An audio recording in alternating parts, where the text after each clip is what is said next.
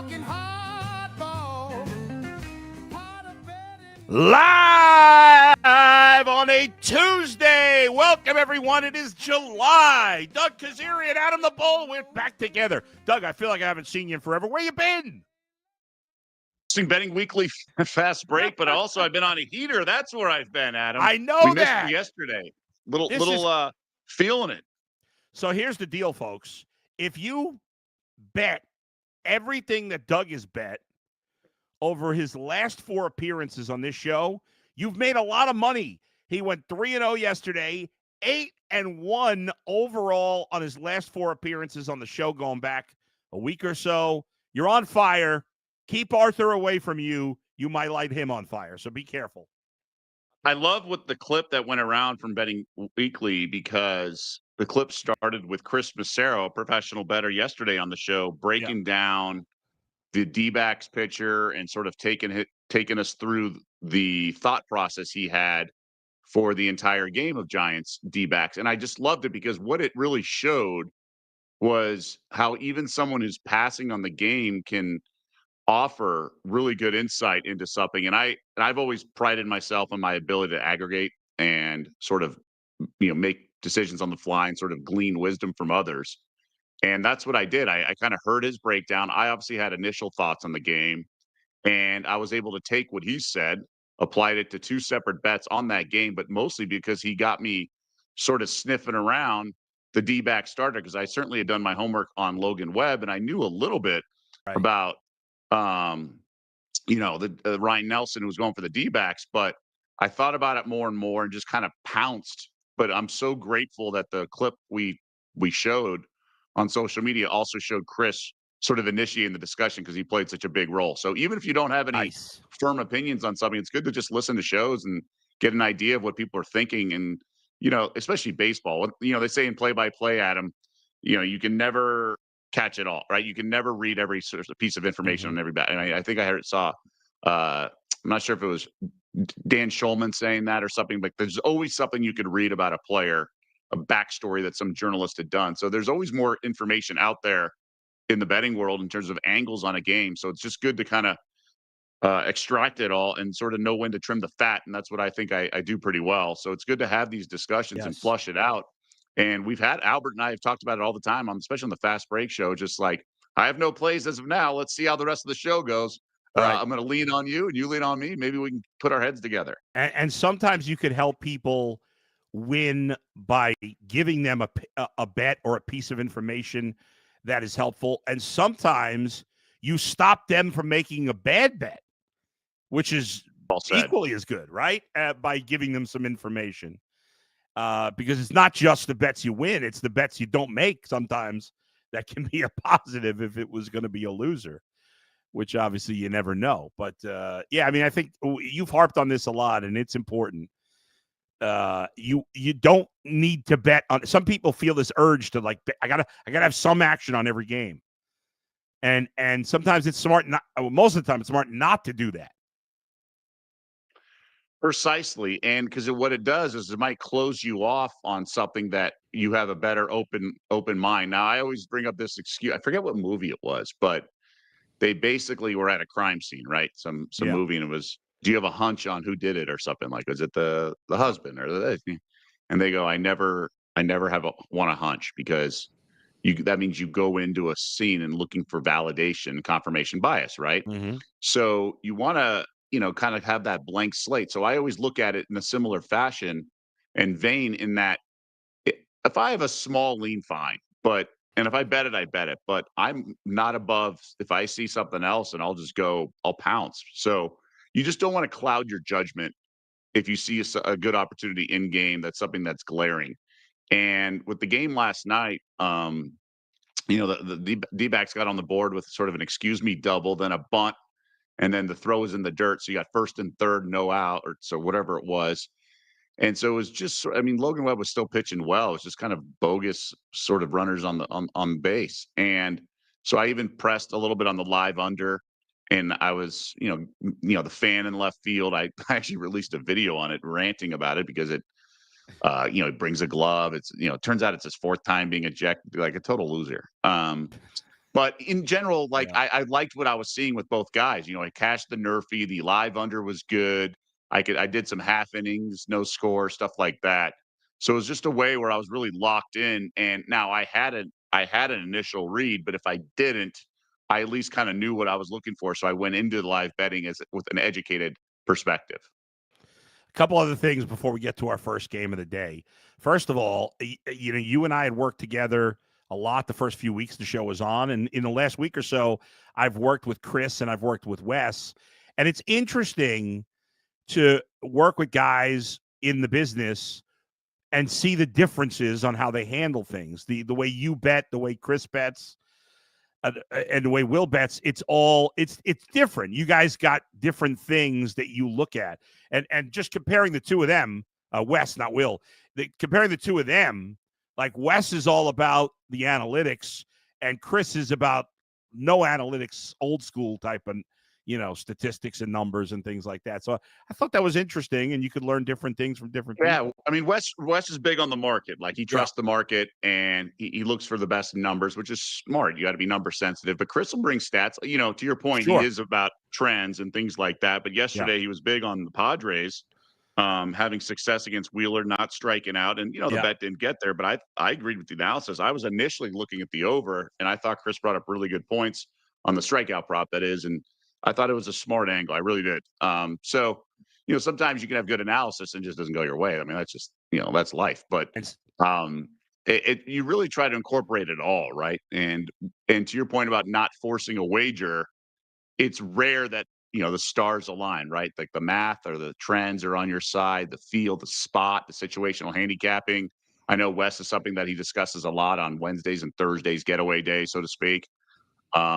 It's good philosophies. It's good. It's all part of you're baking a cake. I've always used the phrase like chemistry experiment. Like, let's say you're baking a cake and you change 5 ingredients. Well, you don't know what was the difference in the taste, right? You got to change one at a time. You got to kind of know. And sometimes that's not even the reason. Like, if, Wes will have angle X and then it'll win. That doesn't mean that angle was the reason it won, right? It could be another reason. Yeah. It's like someone at a roulette wheel saying, "Oh, my birthday is the 22nd of the month. I'm going to bet 22," and like it hits. Like that didn't influence the outcome, right? But they might think it did, and that's sort of the same concept, right? Your analysis could be good, and you might think it worked, but that may have been the different reason. You'll find out later that the guy had the flu or something, some pitcher, right? Right. So that stuff happens. But either way, it's good to, like you say, incorporate as many sort of different opinions and extract stuff and blah blah blah. But it is it's an inexact science, and when you're running hot, it's good. It's good to just kind of stay the course too, as well. One last thing I got to hit before we get to the first baseball game today. We talk about trends a lot on the show. You've mentioned it a couple of times. Now, I have got 2 incredibly powerful trends that will be soon competing against each other, Doug, and I need your opinion on this. The one trend is that Mike Tomlin is a lock to be over 500, pretty much, right? He's been a lock. He's been over 500 every year of his career, almost 20 years. He's never had a losing record, so I think he had some 8-8 seasons. But yeah, I'm sorry. Yes, he's won at least 8 games. Now, your former fraternity brother, John Verdeau. Now, folks don't know John. I don't remember if we talked about this on the air or off the air, but Doug has a fraternity brother, had a fraternity brother named John Verdeau. John has been a member of multiple of my fantasy leagues for a long time. I've never actually met him in person. We met him online, and then he's just become a key fixture. And in this one fantasy football league, this keeper league we've been doing for like 20 years, John is known as the greatest mush in the history of gambling. So John just texted like a few days ago. He goes, "Guys, I love the Steelers team total over this year." And 5 guys immediately responded, "There you go. Tomlin's streak is over."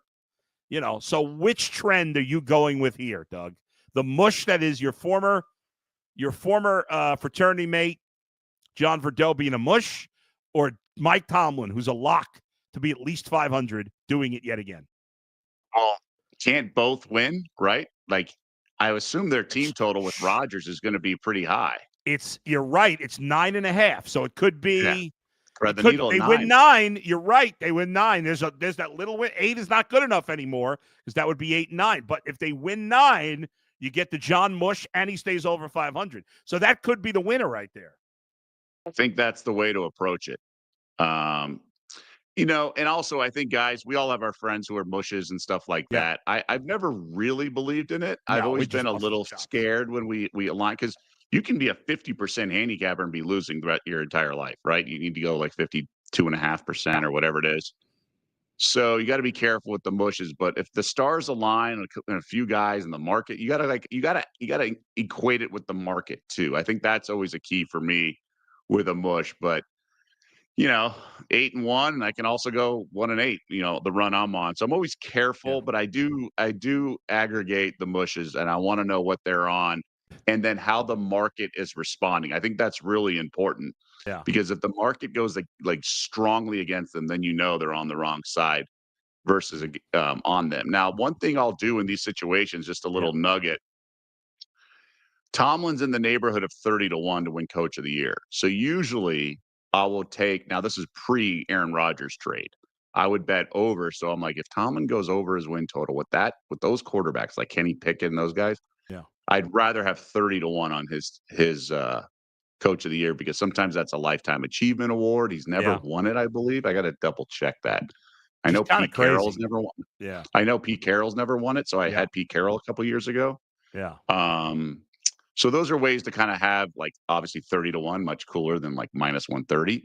Fair. But he can go over, and obviously Tomlin cannot win. But as I'm scanning here, I don't think, he's never won. That's something that I have in the back of my mind. But with Aaron Rodgers and stuff, he'd have to win like 12, 13 games. I think the Rodgers buzz would nullify it. That's true. All right, let's get to the first game of the day here, Doug. It's a Tuesday, full slate on Tuesday. There is one day game. It's a very odd time, 3:07 Eastern, very unusual considering the Blue Jays are an Eastern time zone team. But it's the Yankees and Blue Jays. The game's on MLB Network. They're starting in 55 minutes. Good pitching matchup, Max Fried and Kevin Gausman. The Yankees, speaking of trends, their trend has been pretty bad. They are 6-11 in their last 17 games. They've been able to hold on to that first place lead now, even though they blew most of it. But Toronto, who they play now, is just 2 games back of the Yankees. Tampa Bay, a game and a half back. What are you looking at this game, Doug? So Max Fried regression may just not come. I mean, he just finished the month of June with a 1.91 ERA and 5 starts. Like, truly incredible stuff. The most runs he gave up in one outing, that was 3. Okay. And so his splits, I wanted to look at this. Like you said, an unusual start time. So I'm like, okay, is Fried good or bad at home or road? He's actually pretty comparable both. Day or night, it's actually better during the day. The guy's been awesome. And is he Paul Skeens / DeGrom / like several years dominant stuff, one of the elite pitchers like Skubal now? No. So like, you want to think that there's, I don't know, regression coming, but I mean, maybe there's not, right? Like, how many people have been betting against this guy, expecting the regression, and it just has not come. So I'm now at the point where I'm going to be more inclined to bet on him than against him, right? Makes Now, sense. his strikeouts are not that good. So the props are an option. You could go over 18.5 outs, which is 6 1/3. Mm-hmm. I'm not in a rush to do that. I do think the Yankees bullpen is suspect, but he's gone 7 innings, 3 of the 5 starts in June, 6, and you're getting plus money at plus 128.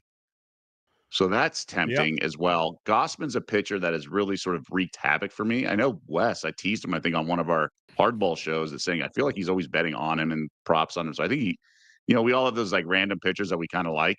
Sure. Gossman's not one of mine, but he had 8 shutout innings in the last performance. So there's a lot to like with Gausman at times. I think he's a gamer. I would look to the under in this game as much as I want to bet on like a Fried prop. I just don't think it's there. Now, 7.5 under minus 114 at Bet Rivers is a beefy sort of low number, and it's a beefy sort of thin landing spot in terms of runway. But I don't think the Blue Jays are going to do much on Fried, and I don't trust this Yankees offense outside of Judge. So I think 7.5 is probably the right answer here. One other thing on Fried against the Blue Jays, he pitched against the Blue Jays this year on April 27th. For what it's worth, it was the Yankees were at home. They won big. He went 6 innings, allowed 7 base runners, 1 unearned run, but only struck out 3 in that game. Again, whatever you think of that, is he has had at least 7 strikeouts 3 games in a row, but his strikeouts can be up and down at times. Yeah, I think it's got to be opponent based, right? Yeah. I think he's going to probably pitch differently at home because of the short porch and right, even though he's likely getting more right-handed bats in the lineup being a lefty. I think it's sort of a mixed bag with what you're going to get with Fried strikeouts. So I shied away from that. I had a bet yesterday. I want to say I've never done before. Really? It was a team, and on the show, I had the Orioles to have more hits than the Rangers. And it was a 3-way line, so they could have the exact same. That was a plus 700, I want to say. So I laid 121 or whatever it was and won with ease. Went to extras, so it's kind of funny with the ghost runner and everything. But the Yankees to have more hits is minus 108. And if you think they can get the Gossip, the problem is I don't think much of this Yankees lineup. And that's the concern I have. So I think under's a play I want to do. And usually I do these first 5 unders, but the Yanks could get to Gossman. So I don't know. It's a tough read. The Blue Jays are also playing a lot better than they were when Fried last faced him. The Blue Jays are 10 games above 500 at home, 8 games above 500 overall. They're hitting a little better. I think they're a much more comparable or competent team. I just don't know about this Yankees lineup because it has so many holes in it, right? Yeah, you got Bellinger here and there. Maybe Grisham can do some things. Obviously Goldie, but man, it's just leaves a lot to be desired. I just don't know if I trust the Blue Jays Gossman to keep them completely down. So yeah, I'm gonna make a play. I'm gonna make the Blue Jays team total under. I'm gonna do that. I like that. 3.5. 3.5. It's under minus 150.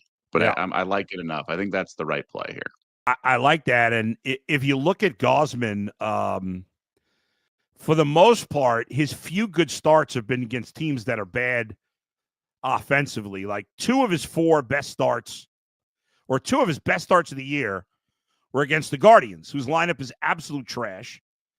He's pitched 14 shutout innings and allowed just 5 base runners in 2 starts against the Guardians.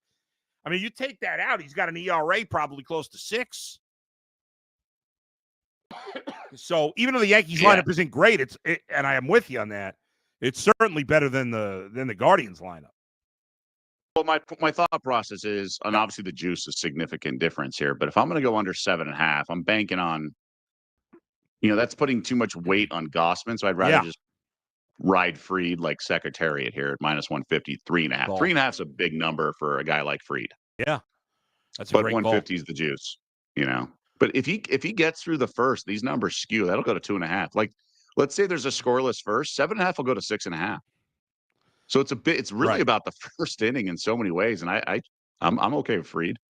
All right, let's get to the next game here, Doug. We'll get to the hottest team in baseball that you wouldn't expect later, but let's talk about the second longest winning streak in Major League Baseball, the Pittsburgh Pirates. Who would have guessed that? The hottest team in the NL Central, and they have Paul Skeens, their best pitcher, on the mound. Pirates, as I said, have won 4 in a row. They still have a minus 35 run differential, which is the 4th worst in the National League. They're still 8.5 games out of 4th place in the National League. But nonetheless, they're playing better, and they've got Paul Skeens today. It's a 6:40 Eastern start. Andre Palante will pitch for the Cardinals, who are playing pretty well as well lately. They've kind of righted the ship after some struggles. Is this would you consider the Cardinals run line under as well in this one, or no, because of the Pirates? So I'm a little uneasy with Skeens. I know a sharp guy who's been betting against him a little bit lately got there in the last game. He got touched up, and I did not expect it.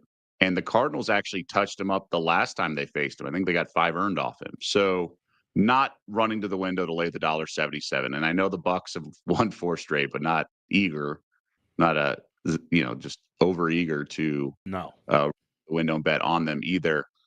I'm going to pass here. If I had to bet every game, like not that there are many pick'em leagues in baseball, but let's say I'm in a pick'em league, I would take the Cardinals probably plus 1.5, which I don't do with the dog, but it's minus 159 at Bet Rivers. You get the road team, which you want because if it gets extras, they only need to win by one.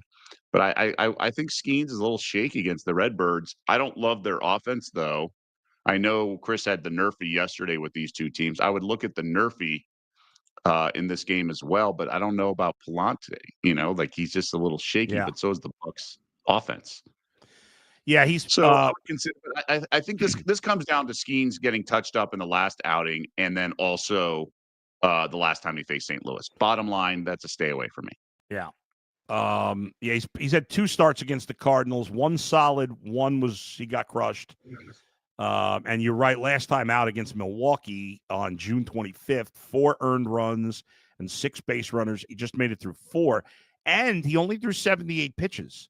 So you wonder, well, why'd they take him out after 78 pitches? Was there something going on there?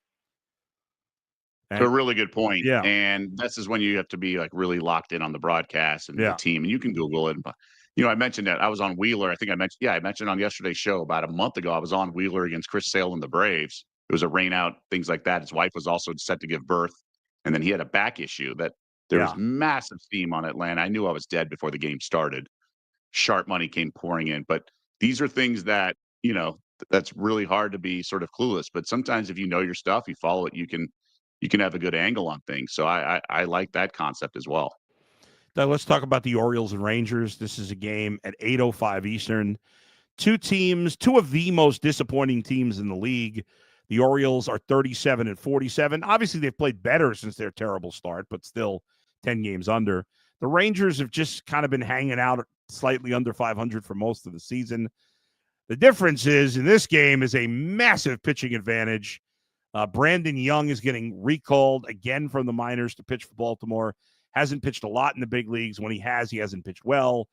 Jacob deGrom will pitch for the Rangers, and we know with Jacob deGrom that when he's healthy, he's great. Now, the strikeout numbers aren't what we're used to seeing.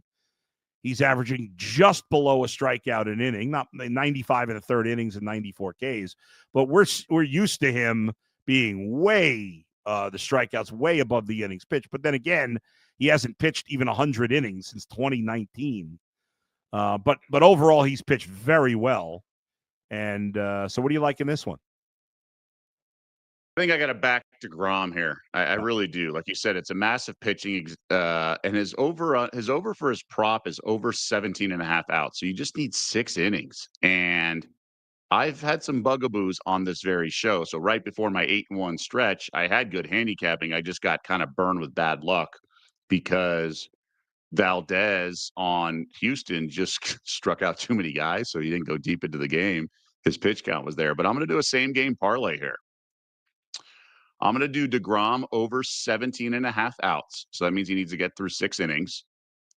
But it's pretty juicy. So then I'm going to put the Rangers money line on there as the first same game. So it's also juicy at minus 200. Combine those, minus 105. Minus 105. So I think that's worth getting involved. Like you said, I think the Rangers bats have been fine.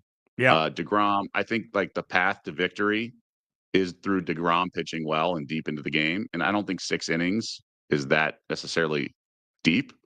So I'll do deGrom over 17.5 outs and then Texas to win the game. Also, let me just throw this out. These 2 pitchers faced each other 5 days ago.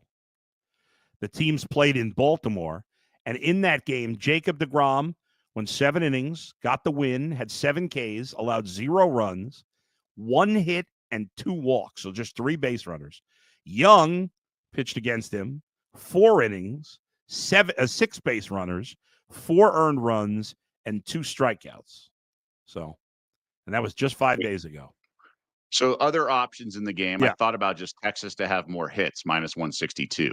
So I was close to pulling the trigger there instead of the money line.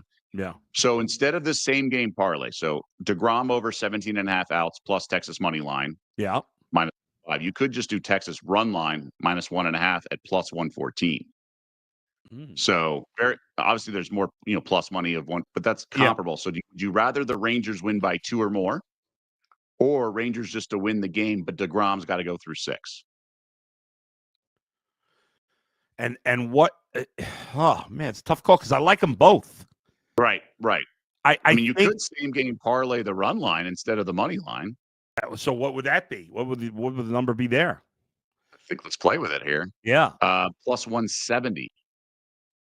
Rangers to win by 2, and DeGrom to was it 17.5? You said. Yeah, through 6 innings.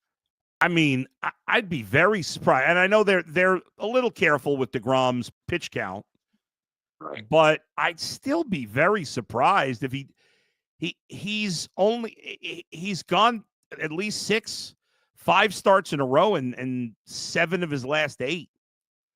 So, and I think I'd pull the trigger on that one.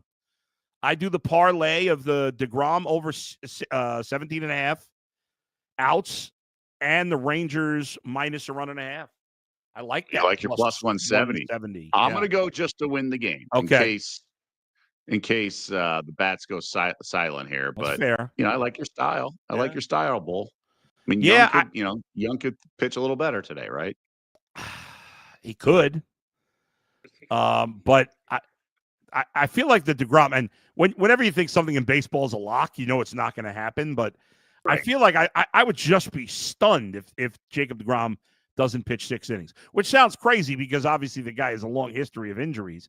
But as long as he is healthy, I'd be, again, very surprised if he doesn't pitch at least 6. But crazier things have happened.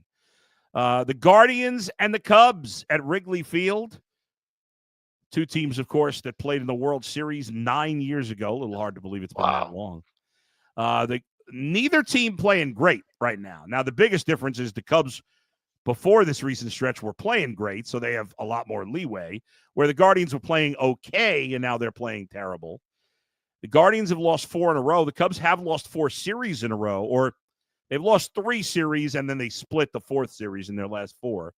Their pitching hasn't been as good. But the 2 Cubs pitchers that have been good are Shota Imanaga, who just came off the injured list and will pitch tomorrow, and, of course, Matthew Boyd, who finished last season in Cleveland, and he has been fantastic for the Cubs so far this year.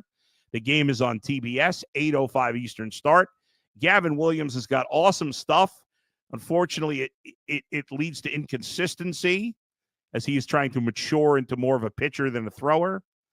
But the biggest story here, Doug, is the Guardians' offense is just another level of inept right now. I mean, they are, outside of Kwan, Ramirez, and occasionally Manzardo, they're getting almost nothing from the other 6 spots in the lineup. Yeah, and that's where I'm going to go with this. I got to back Matthew Boyd. I thought about under in the game. Gets a little too cute with Gavin Williams. Like you said, his stuff's good. I just don't trust it enough. I'd rather do the team total for the Guardians under 3.5, minus 141. That gives me a little wiggle room with Boyd. And let's say the couple big bats in the Guardians lineup does have some pop and they get to Boyd a little bit. Like I said, it gives wiggle room for Boyd. I think that's the right way to play this. 8 seems like feel like taking the under too, because this Cubs lineup's been pretty dormant lately. But Wrigley, they could break out. Yeah. Day off yesterday. I was worried this Cubs lineup would come back to earth, but there are some. I mean, you got PCA, Swanson. There's some big bats with Tucker. I love his swing. I'd rather just kind of bully ball the Guardians I think lineup. That's the way to go. I think that's the way to go. I think you look at the Cubs lineup, it's been up and down lately. Like the last game they scored 0, but the game before that they scored 12. Game before that 4, then 3, but then 8, then 7, then 2, then 6, then 10. So while they were consistently scoring a ton of runs, now it's been like one day they can't hit it all, the next day they hit a lot. And it's hard to predict which day is which. So as bad as the Guardians have been and as bad as their lineup is, their pitching is still pretty good, and they still have got a really good pen. So if Gavin Williams can get them through 6, then there's a decent chance the Guardians pen can shut down the Cubs late. But Yeah, I don't know. I haven't checked the wind conditions. We always think of Wrigley Field as a hitter-friendly park, but the last 2 years it has not been. In fact, if you look at the park factors overall of the 28 major league parks, not including the 2 minor league parks that are being played in, the Cubs, Wrigley Field is fifth in terms of being pitcher-friendly this year. I Now, mean, doesn't it all depend on the wind? I mean, obviously. It certainly does. And for whatever reason, the last 2 seasons, the wind has blown in way more than it's blown out. I have no idea why.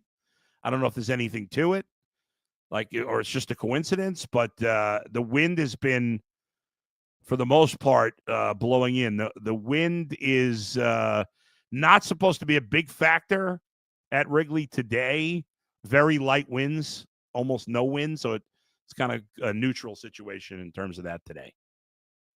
Is the forecast, but so what's the final play here? The Guardians under on the run line. Yeah, Guardians under 3.5 runs on the team total -141. All right, folks. As you know, following Betting Weekly Hardball is Betting Weekly Fast Break. The next episode of Betting Weekly Fast Break is coming your way in about 30 minutes.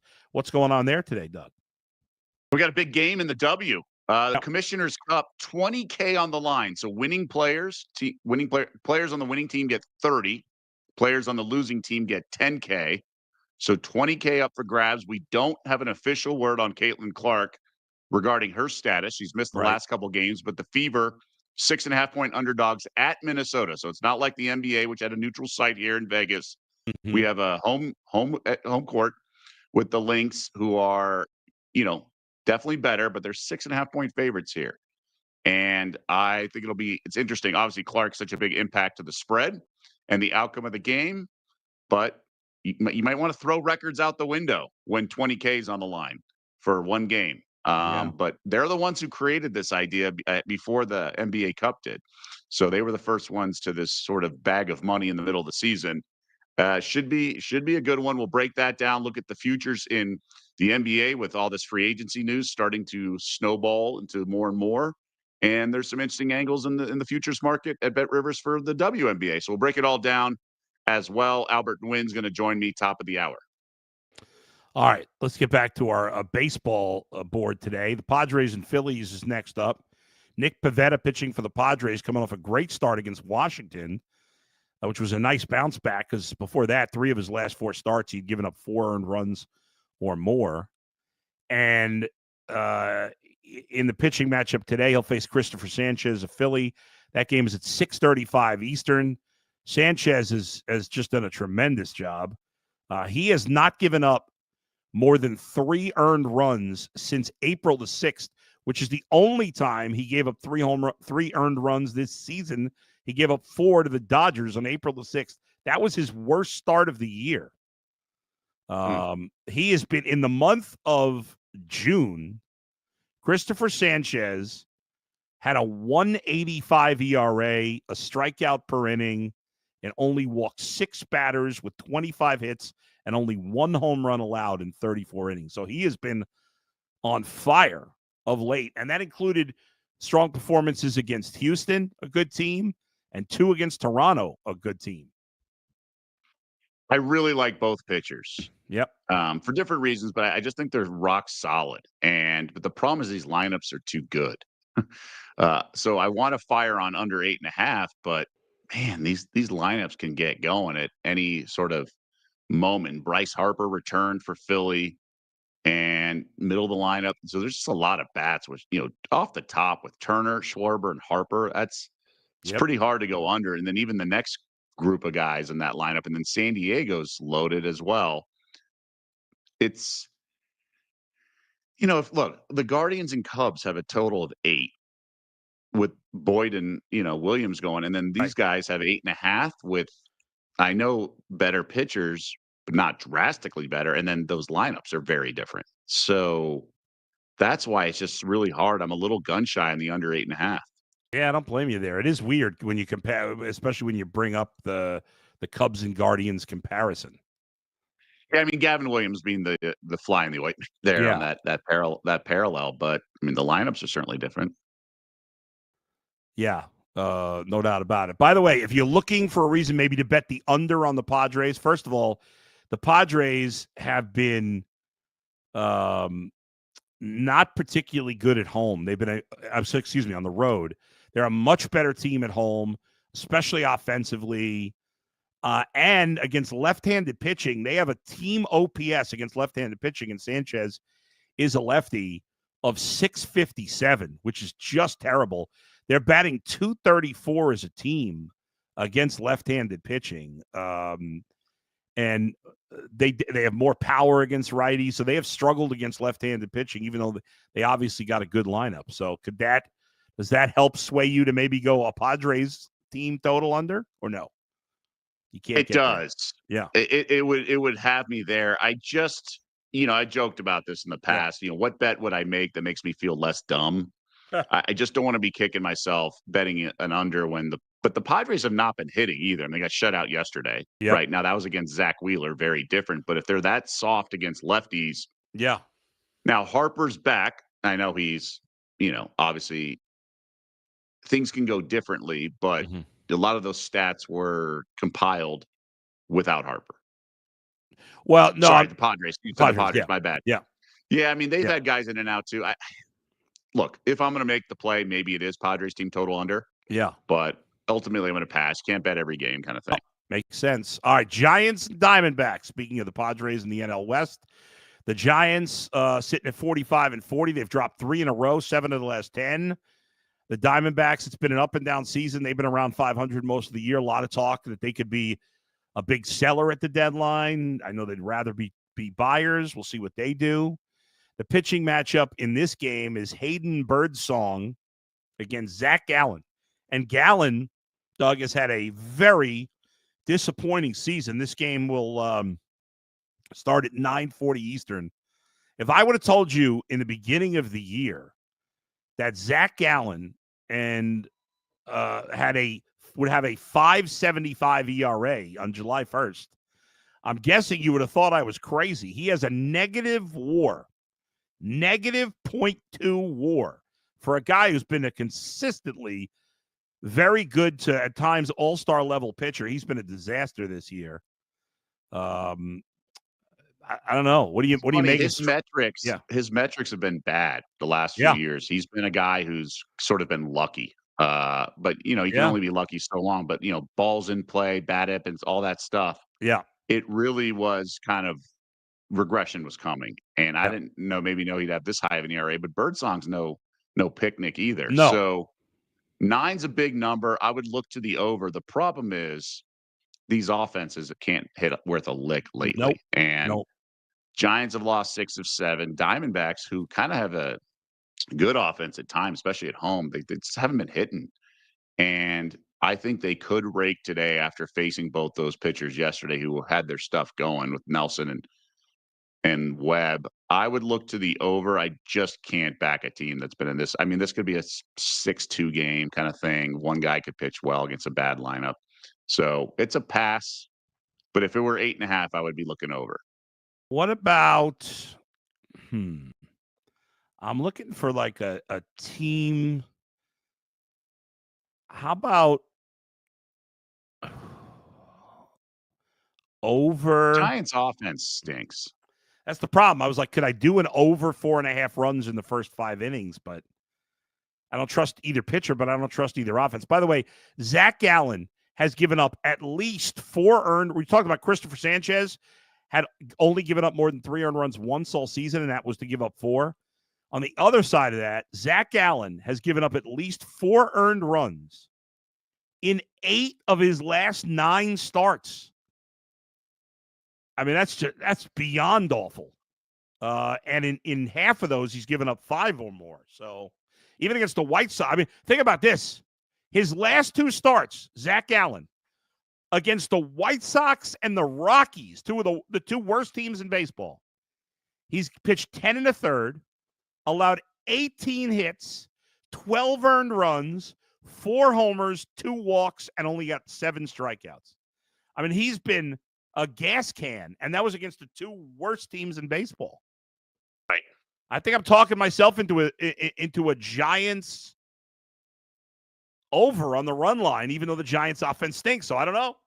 I don't know what to do. Maybe I stay away. I think. At some point they hit, right? They can't be stink against every pitcher. So if there's a spot to bet on them, the problem is they haven't been doing much, and they've lost 6 of 7. Yeah. And we're talking White Sox, Marlins. Yeah. Speaking of the Marlins, we got to get to those Marlins.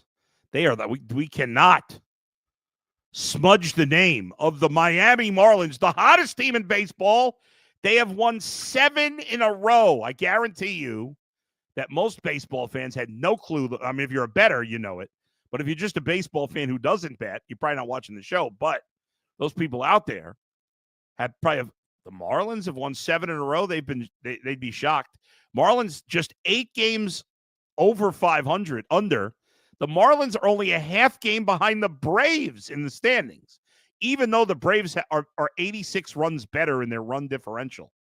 So what are you buying and selling with the Marlins? And although they're facing one of the most underrated pitchers in baseball, Joe Ryan, but he's facing Edwin Cabrera, who's been very good for the Marlins.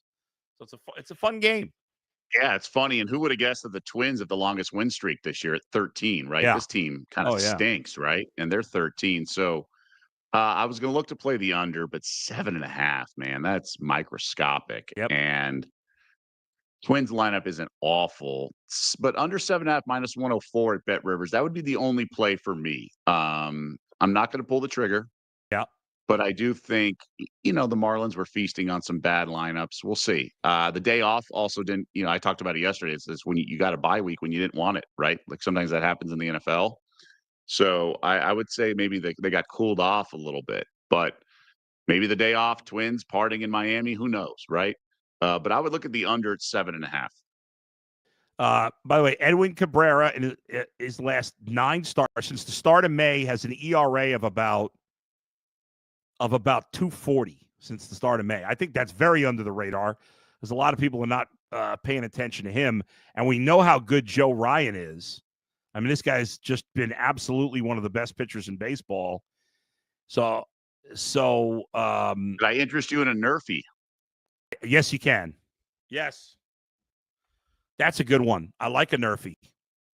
Now, if I'm going to do Nerfy at minus 139, why wouldn't I do under 3.5 for the first 5 at plus money?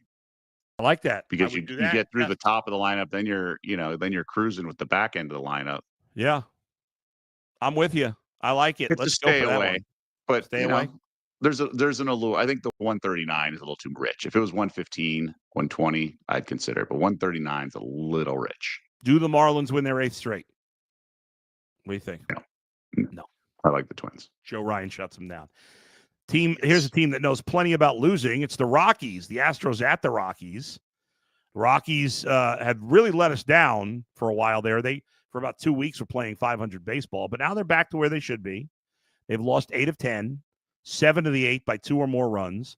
Overall for the season, 19-65, as they're trying not to break the record for the worst record in the history of the sport. The pitching matchup in this game, and this game will be at 8:40 Eastern, is and they're facing the Astros, of course. Colton Gordon will be on the hill for Houston, and for the Rockies, it's Chase Dollander. The Astros are playing very well. They haven't been as good on the road, but we know how bad the Rockies are. Is this an Astros or stay away, or are you going to bully the Rockies again? What are you doing? And it's tempting. I can't believe the Rockies are only this little of a dog. I mean, they're not good. Headline material there. I would have to play the Astros here. I mean, what am I missing? Is Dollander that good? No. That's my point. There's nobody on the Rockies that's that good. This feels like a trap, but I also don't think, people say that and think the odds makers have like a crystal ball or something. They don't. They don't know what they're doing. They're just following the market. And man, that's tempting. 11 feels like a high total, doesn't it? Very high. I'm going to bet the under here. I think 11's too high. I think that's a better read than we could do a same game parlay. Okay, what do you like in that one? I got to remove my Astro stuff. Okay. It's plus 225 to do Astros in the under. So I'm going to do a quarter unit on that at plus 225. Quarter unit on So, that yeah. plus. Okay. Astros in the under. Yeah, a little same game parlay. All right. By the way, who is the Rockies All-Star representative? We talked about this a while. I don't know. Yeah. I mean, you and I, right? I mean, Hunter Goodman's been their best hitter. He's on the injured list now. So I don't know. Maybe he'll be back for the All-Star game. I'm not sure. They have two guys in their lineup that have a WAR over higher than 0.8. That's Hunter Goodman. Ryan McMahon was their All-Star last year. He's batting .220 with a .716 OPS and 12 home runs. I mean, that's not really All-Star worthy. You look at their pitching, they have nobody. I don't think anyone's going to be All-Star worthy. I hate to break it to you. Yeah. I mean, their best WAR is a guy named Jake Bird, a relief pitcher, but he's been bad lately. His whip is up to 126. That's not good. They have nobody that really. Hunter Goodman should be the guy, but he's the only one you can even make a case for. But I don't know that he's going to be healthy because he just went on the injured list. All right. There was one more game that we wanted to hit on, then we'll rapid fire the rest of the games. Actually, let's just rapid fire the rest of the games. We'll hit on that game during the rapid fire. We got the Cardinals and Pirates. Oh, no, we talked about that one. We're talking about Tigers and Nationals, 6:40 Eastern. Jack Flaherty and Trevor Williams. Flaherty's been a disappointment this year, one of the few disappointments on Detroit, Doug, but Trevor Williams stinks. So anything in this game? Yeah, it's a little too high of a price for Detroit, but I will say Flaherty does respond sometimes and pitches well, so I wouldn't be shocked if he pitched well, but I'm not going to pay to see it. In the battle of teams playing in minor league stadiums, the A's and Rays in Tampa at 7:05, Jeffrey Springs and Shane Baz. A thriller of a game last night with the play at the plate and some interesting, like crazy, like you said, atmosphere where the field is. I would look to the over 8.5. I think that's a really low number. Reds and Red Sox in Boston. Brady Singer and our good buddy Dick Fitz back in the majors. Didn't he have a new name there? Did he want to change it? No, that's Richard Lovelady of the Mets wants to be called Dickie Lovelady. Who knew? Who knew? Reds, sneaky decent, I guess. I would look at the Red Sox or pass here. Brewers and Mets. Actually, a good pitching matchup here. Freddie Peralta and Clay Holmes. Mets have been terrible. No opinion. I think Peralta's a guy I can't bet on and I can't bet against. He always kind of has a thorn in my side. Angels, Braves, Tyler Anderson and Grant Holmes. I'd look at the Braves. I think they're going to turn things around. Anderson's washed. Not that Grant Holmes is any sort of picnic, but it's too big of a money line. But I think the Braves might go on a run here. Royals, Mariners, Michael Lorenzen and Emerson Hancock. Under. I think Lorenzen's turned the corner a little bit. I would look at the under, but again, no opinion. There's a reason these didn't make the cut. 8.5 is what I would need, but 8 minus 106 at Bet Rivers is something that that could interest me. And finally, the Dodgers, who are minus 375 tonight. A big number with Yamamoto on the bump. I think the shine on Shane Smith might be wearing off. He's their all-star. I still think he's their all-star. I know. 5 earned in back-to-back outings going against the Dodgers, who absolutely drill righties. Yeah. This one could get ugly. I like Shane Smith. I can't lay that kind of lumber against, him, but Dodgers over 5.5 plus 108, pretty tempting there. Would you consider Dodgers 2.5 on the run line plus 106? Yeah, I would. Maybe that's better than the 5.5 because if they get 6 or more, probably Yamamoto's not giving it up. Right. So it's probably a better angle now that I think about it because you're getting plus money on both. So I think that's something I would look at. Isn't that amazing? Minus 2.5 runs and they're barely in plus money. Whenever I've explained point spreads and things, it's like golf handicaps. Like I could play against, Rory McIlroy in golf.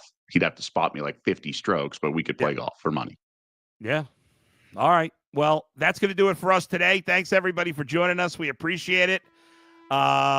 You know what? Rapid fire, real quick before we go. There's a couple people send us chat messages, and I forgot to read them. ZT says, is Grisham hurt? Yes, Trent Grisham is hurt.